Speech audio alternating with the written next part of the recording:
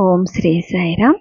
కలియుగ అవతారి భగవాన్ శ్రీ శ్రీ శ్రీ సత్యసాయి బాబా వారి దివ్య చరణార విందములకు హృదయపూర్వక నమస్సుమాంజలు సమర్పిస్తూ అందరికీ సాయిరామ్.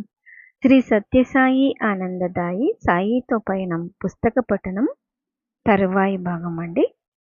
ఒక రోజున భక్తులందరితో పాటుగా మా అమ్మ చెల్లెలు బాబావారి దగ్గర కూర్చొని ఉన్నప్పుడు స్వామి ఇలా చెప్పారు. అమ్మాయి, ఈ వ్యాపారస్తులు శ్రీమంతులు నన్ను అది తీసి ఇమ్మని ఇది తీసి ఇమ్మని ఒకటే పీడిస్తూ ఉంటారు.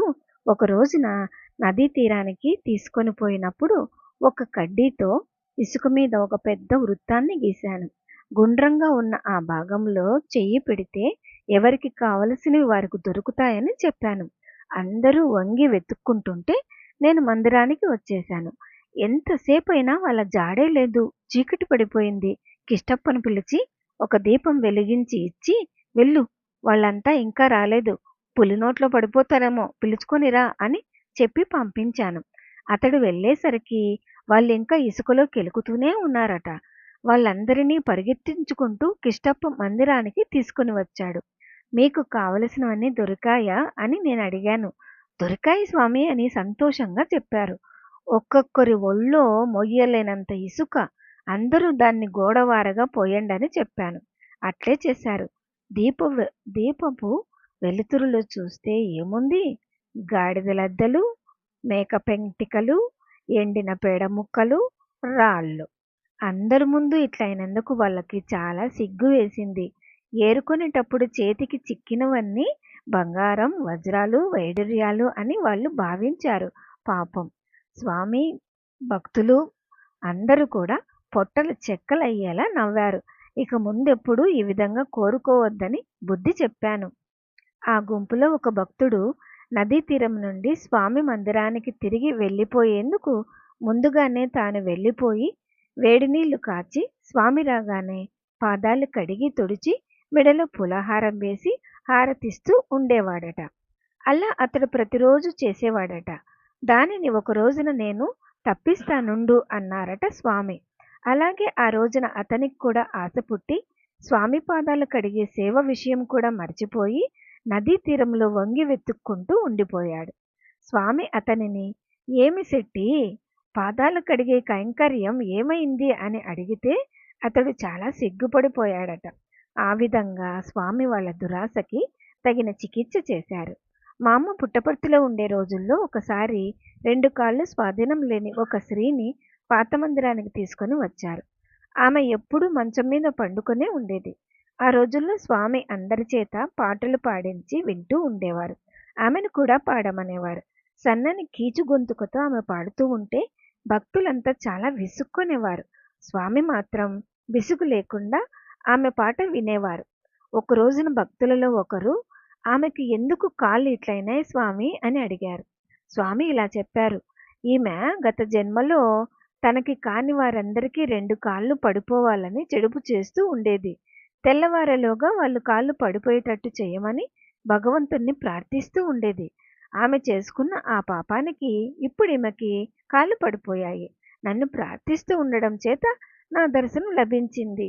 భక్తికి తగిన రక్ష, తప్పుకు తగిన శిక్ష అని స్వామి మాకు పదే పదే చెప్తూ ఉండేవారు. కాళ్ళు లేని వాళ్ళని చూస్తే నాకు జాలే కలగదు. వాళ్ళు పూర్వజన్మలో ఇతరుల కాళ్ళు విరగొట్టిన వాళ్ళు అన్నారు స్వామి.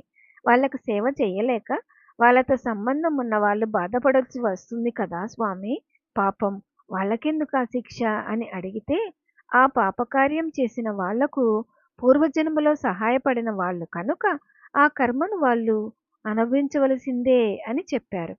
మా చెల్లెలు రాధ స్వామి సన్నిధిలో కొంతకాలం ఉన్నప్పుడు ఒకరోజు మధ్యాహ్నం 5-6 భక్తులతో పాటు స్వామి దగ్గర కూర్చొని ఉంది. సంభాషణ సాగిస్తూ మధ్యలో సంగీతం వచ్చిన ఒక భక్తురాలితో స్వామి, అమ్మాయి, ఒక పాట పాడు అన్నారు. ఆమె పాడింది. ఆ మీదట స్వామి మా చెల్లెల వైపు చూసి, నీవొక పాట పాడు అన్నారు. సంగీతం వచ్చిన వారి ఎదుట ఎలా పాడాలి స్వామి అని మా చెల్లెలు అంది. నాకు సంగీత శాస్త్రం అవసరం లేదమ్మాయి, భావం ముఖ్యం, పాడు, నువ్వు పాడే తీరాలి అన్నారు స్వామి. అప్పుడు రాధ, మీ వల్ల గుణదోషమేమి అనే కీర్తన పాడింది. స్వామి విని సంతోషపడ్డారు. ఆమె కంఠస్వరం శ్రావ్యంగా ఉండేది. తమ ముందు భజనలు, భక్తి సంగీతం పాడే అవకాశాలను అప్పుడప్పుడు స్వామి ఆమెకు కలిగించేవారు. ఒక రోజున స్వామి కుర్చీలో కూర్చొని ఉన్నారు. మేము కొంతమంది భక్తులం చుట్టూ నిలబడి ఉన్నాము. అప్పుడు స్వామి, "పలానా ఆమె నాకు విషపు వడలు పెట్టింది. నేనవి తిని మందిరానికి వచ్చాక వాంతి చేసుకున్నాను" అని చెప్పారు. స్వామి, "అటువంటి వారిని మీరెందుకు మందిరానికి రానిస్తున్నారు? ఇప్పుడు వారింట్లో జరుగుతున్న ఉత్సవంలో వంట చేసేందుకు మందిరం యొక్క పెద్ద పెద్ద పాత్రలను కూడా పంపించారు కదా" అన్నాను నేను. స్వామి ఇలా చెప్పారు, "అమ్మాయి, విషం పెట్టిన వారికి అమృతం తినిపించే మందిరం ఇది. ఎవ్వరినీ నేను రావద్దనలేను. నాకు మంచివారు, చెడ్డవారు అంతా ఒక్కటే. అపకారం చేసిన వారిపైన కూడా స్వామికి కోపమే వచ్చేది కాదు. అందరినీ ప్రీతితో మాట్లాడించేవారు. ఒక రోజున భజన సమయంలో 15 మంది దాకా స్త్రీలం మాత్రమే ఉన్నాం. భజన ముగిశాక హారతి ఇచ్చేటప్పుడు గంట కొట్టేందుకు మగవారు ఒక్కరైనా లేరు. స్త్రీలు గంట కొట్టవద్దు అని చెప్పి స్వామి ఒకసారి గంట వైపు చూసి హారతి ఇవ్వడం ప్రారంభించారు. హారతి ముగిసే వరకు గంట దానంతట అదే మ్రోగింది. జడ వస్తువులను చైతన్యవంతం చేయగల తమ దివ్యశక్తిని కళ్ళారా చూసే భాగ్యం ఆనాడు స్వామి మాకు కలిగించారు. ఒకనాటి సాయం సంధ్యా సమయంలో చిత్రావతి నది తీర సైకతాల పైన భక్తజన పరివేష్టితులై స్వామి కూర్చుని ఉన్నారు. భక్తులంతా స్వామినే చూస్తూ ఆయన చెప్తున్న విషయాలు శ్రద్ధగా వింటున్నారు. ఇంకా కొంతసేపట్లో సమావేశం ముగుస్తుందనగా ఒకరు, "చిరుతపులులు" అన్నారు భయపడుతూ. నది ప్రక్కనున్న గుట్ట దిగి వస్తున్న 2 చిరుతపులులు కనిపించాయి. కొందరు భక్తులు అది చూసి భయంతో లేచి పారిపోయేందుకు సిద్ధపడుతూ ఉంటే స్వామి, "భయపడకండి, నేనుండగా అవి మీ దగ్గరకు రాలేవు" అని చెప్పి వాళ్ళని శాంతపరిచేందుకు ప్రయత్నించారు. కానీ కొందరు భక్తులు ఎంత భయపడిపోయారంటే స్వామి మాటలు వినిపించుకునే స్థితిలో వారు లేరు. మందిరం వైపు పరుగు తీశారు. అప్పుడు స్వామి గుట్ట దిగువ కూర్చుని ఉన్న ఆ చిరుతపులులకేసి తిరిగి నిశ్చల దృష్టితో వాటిని ఒక్క క్షణం చూశారు. అవి తక్షణం లేచి గుట్ట ఎక్కి వెనుక వైపుకు వెళ్ళిపోయాయి. అప్పుడు భక్తులు భయం తీరి స్థిమితపడ్డారు. అంతటి సామర్థ్యం కలవారు కనుకనే నేనుండగా భయమెందుకు అని ఆశ్రితులకు అభయం ఇవ్వగలుగుతున్నారు స్వామి. అంతటి శక్తి సామర్థ్యాలను ప్రత్యక్షంగా చూస్తున్నప్పటికీ సాక్షాత్తు భగవంతుడైన స్వామి రక్షణలో ఉన్నాం. మనకెందుకు, మనకేమీ భయం లేదు అన్న దృఢ విశ్వాసం కలుగకపోవడానికి కారణం ఏమిటి? అదే మాయా ప్రభావం. అమ్మ, చెల్లెలు పుట్టపర్తిలో ఉన్న రోజుల్లో సమీప గ్రామం నుండి వైశ్య దంపతులు స్వామి దర్శనార్థమై వస్తూ ఉండేవారు. భార్య పేరు వెంకటలక్ష్మమ్మ. ఆమె భర్త ఎప్పుడూ కడుపు నొప్పితో బాధపడుతూ ఉండేవాడు. ఏది తినేందుకు సాధ్యమయ్యేది కాదు. రోజంతా ఉపవాసం ఉండేవాడు. ఆ బాధ నివారణ చేయవలసిందని ఆ దంపతులు స్వామిని ప్రార్థిస్తూ ఉండేవారు. స్వామి అలాగే అలాగే అంటూ ఉండేవారు. ఒకరోజు ఉదయం స్వామి అతనితో, "రా, నీకు శస్త్రచికిత్స చేస్తాను" అన్నారు. తెల్లని గౌను ధరించి వచ్చారు. పాత మందిరంలోని భజన హాలులో దేవుని విగ్రహాలుండే వేదిక వైపున ఒక తెర ఉండేది. పూజ, భజన అయిపోయాక విగ్రహాలు కనిపించకుండా తెర వేసేస్తూ ఉండేవారు. ఆ విగ్రహాలున్న చోటికి పోయి పండుకోమని అతనితో చెప్పి స్వామి కూడా వెళ్ళి తెర వేసుకున్నారు. "నీకేమీ నొప్పి పెట్టదు, భయపడకు" అని అతనితో చెప్పారు. శస్త్రచికిత్స చేసే సాధనాలు కానీ క్లోరోఫారం వంటి మత్తు కలిగించే పదార్థాలు కానీ ఏమీ లేవు. స్వామి చేస్తున్నదంతా అతడు స్పష్టంగా చూస్తూనే ఉన్నారు. కడుపు మీద ఒకచోట వేలుతో గుర్తు వేసి కడుపులో నుండి గడ్డను పైకి తీశారు. అతనికి కొంచెం కూడా నొప్పి పెట్టలేదట. "నువ్వు ఇక్కడనే కొంతసేపు విశ్రాంతి తీసుకో, ఆ మీదట లేచిపోవచ్చును" అని అతనితో చెప్పి తెరచాటు నుండి బయటికి వచ్చారు. అక్కడ నిలబడి కుతూహలంగా నిరీక్షిస్తున్న భక్తులతో, "మా అమ్మ, చెల్లెళ్ళు కూడా ఉన్నారు. చూశారా? ఆస్పత్రిలో అయితే ఏమి ఆర్భాటం చేస్తూ ఉంటారు.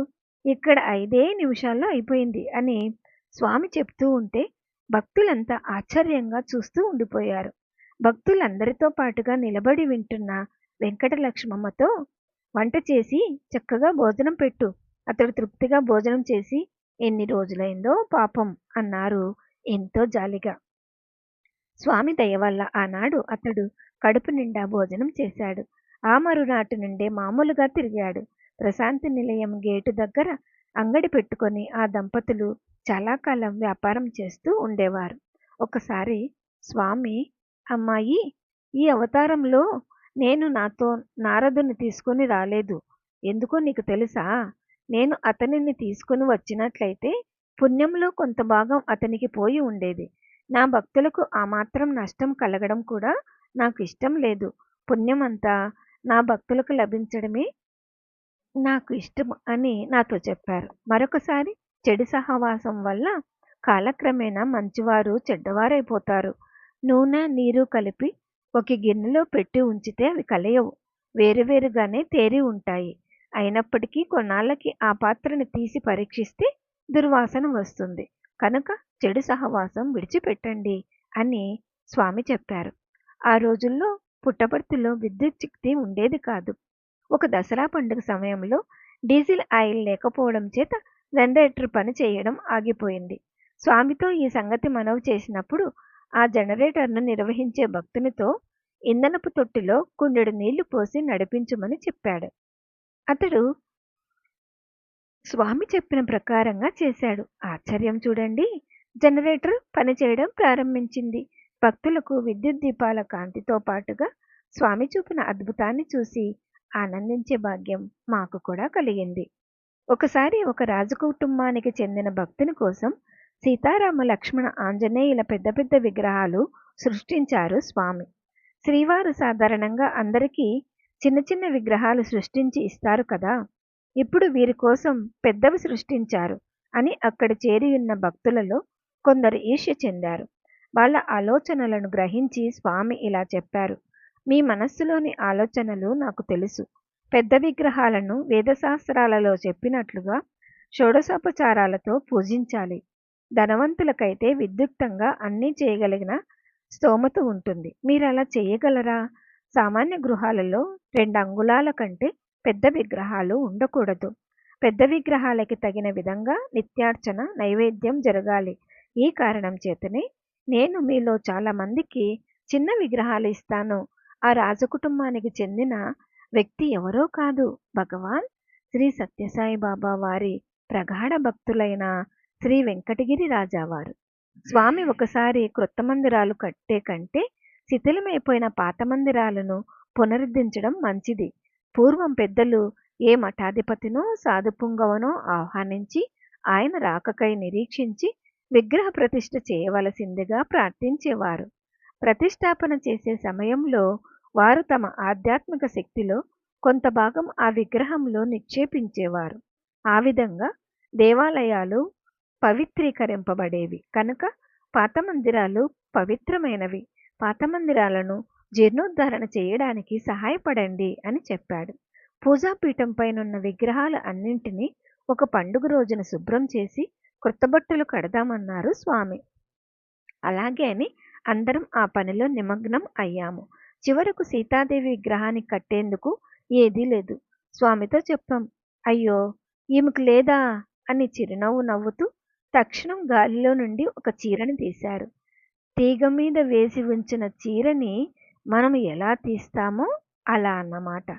ఆయన ప్రతి కదలికని గమనించడమే పని అయిన మా కళ్ళు జిగేల్మన్నాయి. అది అందమైన నీలిరంగు చీర. దానిని సీతాదేవి విగ్రహానికి కట్టారు స్వామివారు. ఓం శ్రీ సాయిరాం. తరువాయి భాగం వచ్చే వారం విందామండి. జై బోలో భగవాన్ శ్రీ సత్యసాయి బాబాజీకి జై. సమస్త లోకాః సుఖినో భవంతు. ఓం శాంతి శాంతి శాంతి. అందరికీ సాయిరాం.